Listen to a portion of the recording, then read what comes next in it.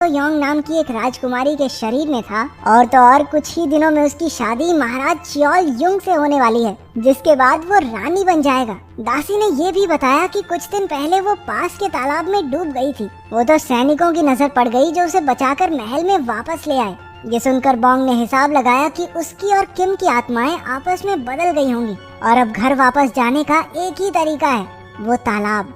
Bong ने दासी से उसे तालाब के पास ले जाने को कहा। वो तालाब में कूदकर वर्तमान समय में वापस आने की तैयारी में था, लेकिन उसका प्लान मिट्टी में मिल गया जब वो सीधा जाकर कीचड़ में गिरा। बोंग ये सुनकर हताश हो गया, लेकिन उसे पता था कि उसकी मुश्किल का हल पानी ही है। जहाँ भी उसे पानी मिलता वो जबरदस्ती खुद को उसमें डुबाने लगता, यहाँ तक कि उसने पोछे वाली बाल्टी में भी अपना मुंह दे दिया, लेकिन कोई फायदा नहीं। कुछ दिन बाद उसकी शादी का दिन आ गया।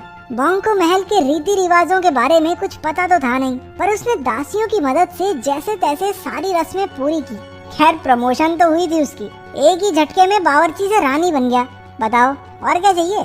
फिर आया सुहाग रात का समय। इस बारे में सोचकर ही बोंग के पेट में गुड़गुड़ होने लगी, तो उसने राजा को इतनी शराब पिलाई कि वो टल्ली होकर सो गया। राजा के सोने के बाद ही बोंग ने चैन की सांस ली। अगले दिन बोंग के उठने पर नौकर उसके लिए खाना लेकर आए, लेकिन वो उसे इतना बकवास लगा कि अच्छी खासी भूख मर जाए।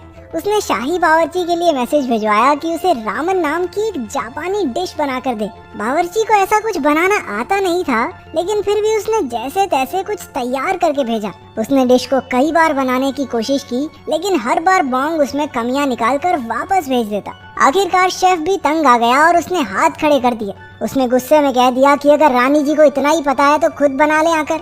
बोंग को अब भी अपनी खाना बनाने की सारी टेक्निक्स याद थी। वो शाही किचन में गया और एक चाकू उठा लिया। सारे नौकर आंखें फाड़ फाड़ कर उसे देख रहे थे, क्योंकि बचपन से आज तक रानी ने रसोई में कदम